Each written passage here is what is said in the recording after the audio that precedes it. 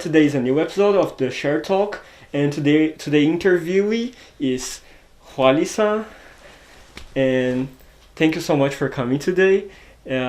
It's the second interview that I make in English, so I hope everything goes well. Thank you for the invitation. I'm glad to be here. So Jualy-san, I know that you're here in Japan, but your family is not Nikkei, right? Yeah, please call me Jualy. Only Jualy, it's okay. Jualy? Yeah, Okay, Jualy okay. is my name. Okay. Yeah, my family, my mom is Peruvian and my dad is Philippine. I was born in Peru and I came to Japan at the first time when I was 21 years old. So I came as a ryugakusei, as a foreign exchange student, to participate in an exchange program between my university and the Aichi Prefectural University to study education. I see. How long did you study here in this for the first time you came here? The first time I came, I studied 1 year. And after 3 years, after that I returned to do the master about education also. So you came here to study only 1 year, then you went back to Peru, Yes. and then you came to again to do the master degree. Yes. I see. And the master degree, was it related to the first time you came as a ryugakusei, or you did all by yourself to come here again? Yeah, it was connected because I wanted to continue my master with a teacher who helped me in my research for my bachelor thesis degree when I came as exchange student. This teacher introduced me a lot of school in Japan. He taught me about how was the special education in Japan. So I learned a lot from him. I respect him a lot. So I wanted to continue my research with this teacher in Aichi Prefectural University. So I applied. I asked him to return to the university, and he helped me to do all the documents and procedures to return. I see. And that 1 year that you stayed here in Japan, was it enough for you to learn the language at that time? Until now, I cannot speak completely. I cannot speak perfectly Japanese.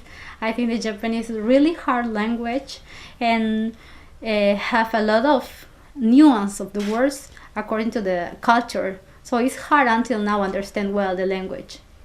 So what's the difference for you between the Peru and Japanese education? One of the biggest difference for me is the educational method. So in Peru there are a lot of kind of schools between public and private. I worked 1 year in an international baccalaureate school.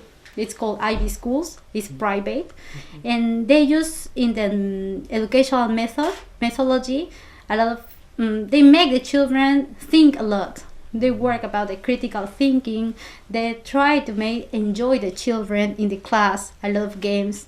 They try to teach them think by themselves, solve problems by themselves. So I saw in so many schools in Japan, or the schools I could visit, that there are a lot of memorized methods and mechanical procedures to solve problems in math, for example, or to memorize kanjis or how they learn to read and write. So I think there's one of the big difference. Of course, Japan has a lot of teachers who made the children think and teach them critical thinking and solving problems, but I think it's a big difference between a lot of schools in Peru and Japan. I agree. I think I'm also from South America, and I can relate to that in a lot of different ways. That the educational method is very different, but I think it's a reflection of the culture as well. Japan, like you said, it's very focused on memorizing and doing things very detailed, I think, in a lot of ways. As the Peru method is more freely, people can think by themselves and find their own solution to the problems. And something that I talked to a person here before is that he actually opened my mind to that, is that it's a reflection of the daily life. For example, in Brazil, I will assume that Peru is also similar, that people cannot count as everything is going to work exactly on time. It could be the transportation, it could be exactly anything.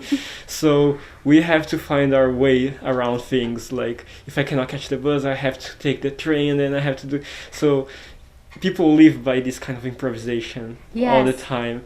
As Japan is very the train says it's going to arrive at 2 p.m. it arrives at 2 p.m. exactly, and that's not only for transportation, for everything, a lot of the things, and the people too. Yeah, yeah. It's a kind of flexibility in the way of thinking, but I think have like good good point of view about it and also a weak point of view, right? I think that so the flexibility will be good for different things when the people solve problems or have to in front or in face a problem in the daily life or job, but also they need this discipline to affront and to respect punctuality and do some kind of procedures that Japanese are really good to do. So I have good and bad parts, I think. I totally agree. And Japanese people with logistics and stuff like that, they're really, really good. Right? Yeah. Also, a big part I like from Japanese education is different with Peru is like the discipline in the school and how they value the things they have. For example, the children clean the classroom and the space they study. And also, they serve them food by themselves and they show them gratitude or the appreciation for the people who cook the food. So I think this is a really good part of education that Peru doesn't have. I see. Yeah. And so far, how you've been feeling about working in Japan? As everything, good parts and bad parts. I like my environment that I'm working now. I'm lucky to be in a school with really open mind. I'm working with teachers who have a lot of passion to think a lot of different of educational support for the children. And also, I meet one teacher. She has a Peruvian student. It's a special school. The child has autism. And this child has difficulties to understand the language and the culture. So the teacher started to learn Spanish. Even she's Japanese, and so she had in her neck always like a necklace, a lot of flashcards about the Spanish. So she find the card and told him, "Ven," or "Sit," siéntate, sit down. She's really nice. She's really passionate. She writing all the classes Spanish everywhere only for one child. Wow. So I meet these kind of teachers. They like to discuss with me also about the educational support, or they doesn't have like a gap between the culture and the materials or topics they are working in the school. So, or in other hands, there are also teachers who think like the equality education is like they shouldn't give a special treatment for foreign students.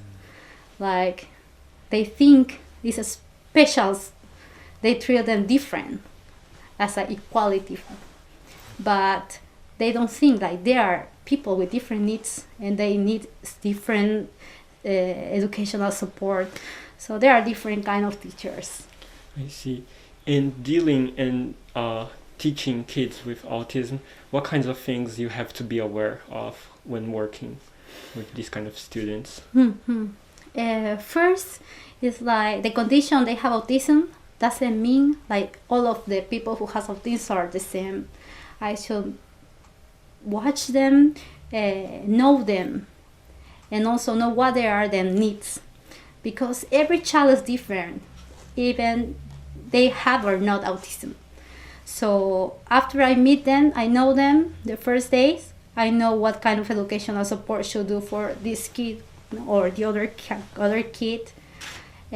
Also should know about like the difficulties, specifically difficulties that autism implies, like communication difficulties, social interaction difficulties, and also the children with autism like specific things. Like the child have a lot of about trends or about one topic. I should be closer with him, be friendly with him through the topic he likes or she likes. So I start from this part always. I see. So I really don't know much about it, but that's a specific school, right? To deal with these kind of students, right? In these conditions. So after a few years, do they get introduced to a normal school or do they stay there until graduation? Japan now is following the trend, the inclusive education. That is, this way of thinking is affecting all the world way of thinking about education and inclusive education. The world is saying like it will be better, it will be good is the utopia of education, that all the children can study in one school, normal school. But actually, the teachers are not already prepared to answer all the needs that each child have. In the case like autism or Down syndrome or all the name of labels that people use for disabilities. So there are children who start to study in Japan in the special schools, but there are children who the parents choose they want them to study in the regular schools. And on the way, they come to the special school or keep studying in the special class of the regular school. So it depends on parents. And how did you get this job that you currently have? I studied my master about Shogaiji Kyoiku. That means special education for children with disabilities. At the same time, I study multicultural education. So my thesis thema was about the educational support for children who has autism and are Peruvians at the same time, Spanish speakers.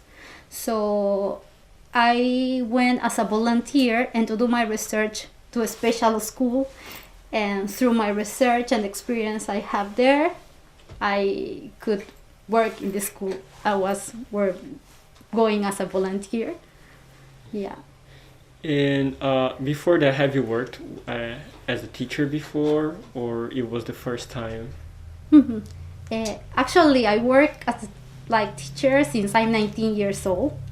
So my first children who I teach already graduate, and they are parents already. Because in Peru, the people doesn't have the license of teacher to teach in a school. Maybe in Brazil also the same. Yes. Right. So first I studied in the engineer faculty. I was good at math, how to teach math. I'm not good now. I forget a lot. If I don't have my calculator on my phone, I cannot do well the counts. But I teach math. I taught math. And also when I finished to study, I graduated from the educational faculty. I teach in the international bachelor school 1 year. So after that I came to the master here, and after finish the master I also started to work in the special school. Yeah. So do you intend to keep working with these special needs schools, or do you want to go back in the future to more traditional schools? Yeah, I love my job. I enjoy a lot working with children. Also, when you teach children who has more difficulties than regular children, you can see them improve, and really that's made you happy. That's made made me appreciate my job. I'm helping someone made me feel like I'm doing a good job. When the child started to, for example, I had a child last year, so she couldn't eat by herself. So with the teacher, we think a lot of things, how to make her eat by herself, because we thought she can do it.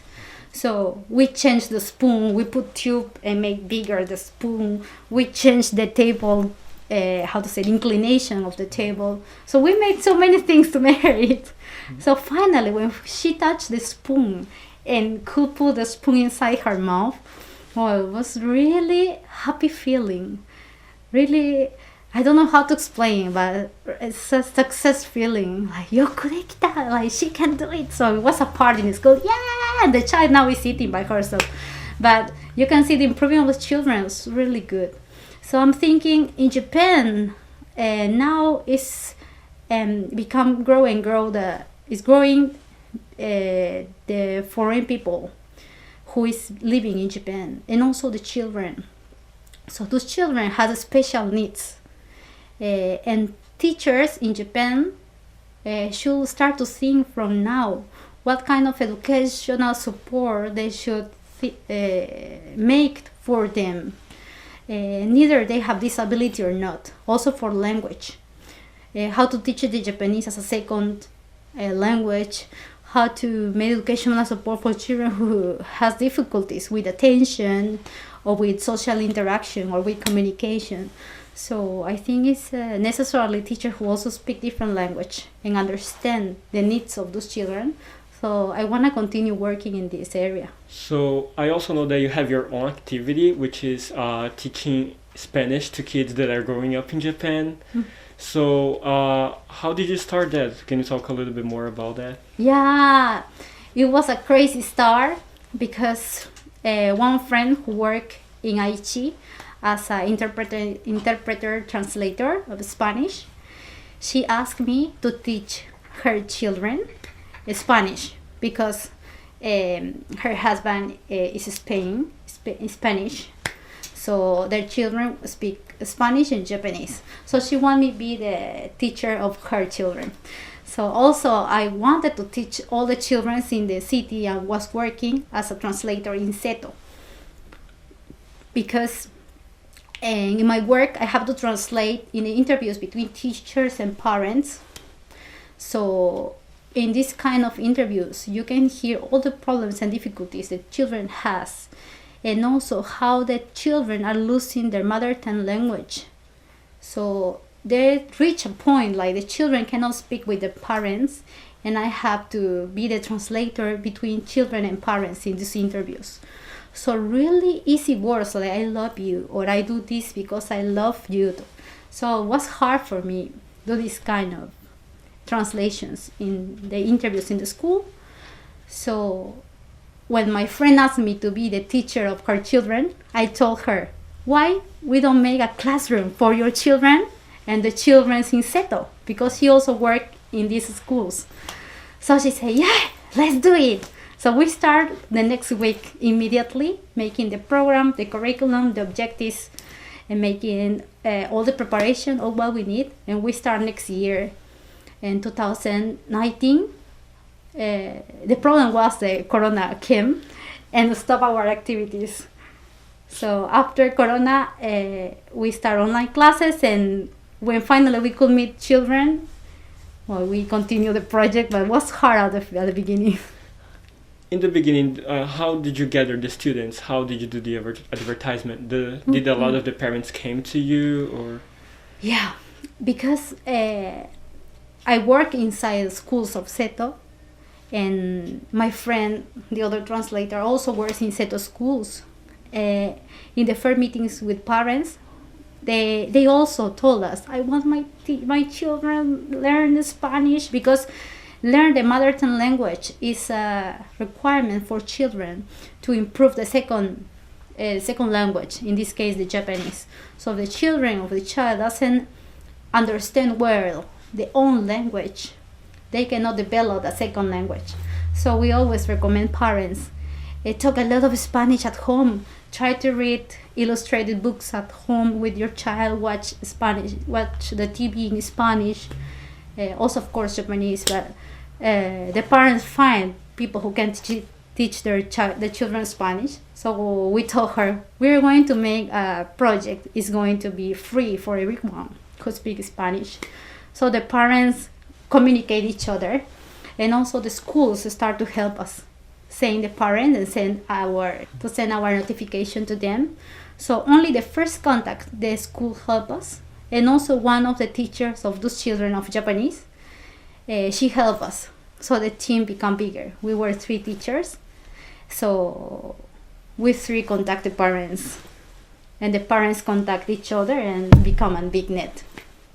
So making a correlation with the Brazilian kids here in Japan and the Peru kids, like, I know it's a little bit different, the situation, because a lot of the Brazilian kids, they go to the Brazilian school system, even if they are here in Japan. And I know that most of Peru kids, they go through the Japanese school system, right? So what kind of problems you think that the kids might face in the future going through the Japanese school system?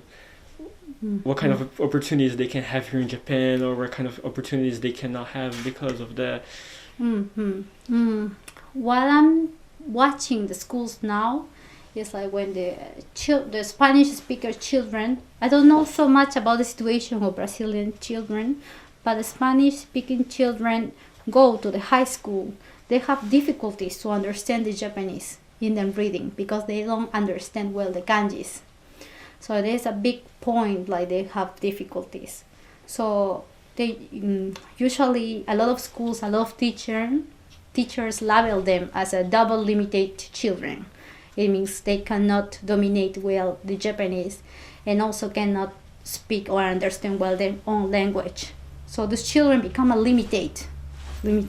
When the situation is not that. I said teachers, it's like they have double possibilities to be bilingual. They can speak and understand Japanese and at the same with their own language. So they just need support, and specifically support when the needs they have. But it's hard now. So it was big difficult. Be labeled by teachers and the people in society. And when they want to go to university, they have to front admission test that even they are really smart. They know how to solve problems. But they have the difficulty with the kanjis and the language. They don't have same opportunities, right? So it's a big problem, I think. And do you think this problem is going to decrease over time, or? Yeah, now there are a lot of organizations and also the universities and researchers who try to solve the problem. I don't think solve is the correct word, but all these organizations and people who are working in multicultural events and trying to contact these kind of families who have these difficulties, I think it's going to reduce. The government also now have a lot of programs, no problems, programs. Problems too. Problems too, but are making a lot of programs to improve the Japanese, all of those children, and also have new programs also to teach or to support those children in their own mother tongue language. So I think it's going to improve this situation. What do you think about keep living in Japan, or do you intend to go back to Peru someday? Of course, I want to go back to Peru to visit my family, enjoy my culture, eat the Peruvian food. I really want to eat. But I like my life in Japan. I like my job. And I think like the job I'm doing now also cooperate with my own country and the people from my country who migrate to Japan. So I think I want to stay here also. I want to continue working these kind of programs, contributing the Spanish speaker families to make a more inclusive society in Japan. Because I think we are part of this change, big change, not only Japan, in the world. So I think I'll be here more time. When you first came to Japan as a student, were you aware, did you know about the number of people from Peru that lived here before? That they were here not because of study or work, but because of to work here, but not in how do you call it, international companies. They were here to work as more like factory workers, or because of the Japanese descendancy. Yeah, I understand. When I came to Japan as a student, I didn't know so much about it. But I knew there were a big colony of Peruvians in Japan because my mom in the past came to work to Japan also as a worker, then returned to Peru. So I knew that there were a big colony of Peruvians here, but I couldn't contact them so much. So actually I was in the circle in the university with my teachers' friends. I didn't have the opportunity to meet them. But the second time I came to Japan, I started to research more and start to work in schools as a translator. So when I went to schools, I saw a lot of children who speak Spanish. It was a big surprise. And I saw what kind of difficulties they have. So since I meet those children and I start to search, I realized there were a lot of workers in Japan. And for the maybe final question, what do you expect from the multicultural kids here in Japan? Do you have some kind of advice for them?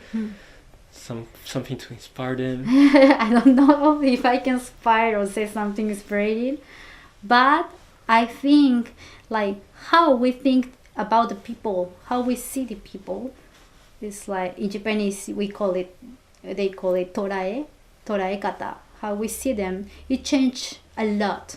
For example, before I said like children are being labeled like double limited children because they cannot speak or they cannot understand well different language. But I don't think it's a limitation. I think it's a possibilities. They can learn and they can be bilingual. So we should see in a positive way the people, the children, and their needs or difficulties we have. So this is first. And then also I think like we call also, they call me gaijin, gaikokujin. So they call us as a foreign people. So I don't think we are foreign. We live in the same earth, in the same TQ. We are all of us human. So when I write articles or comments, I don't say children are foreign children. I say we are culturally and linguistically diverse. We all are different, and each culture, each language have their own value and is unique.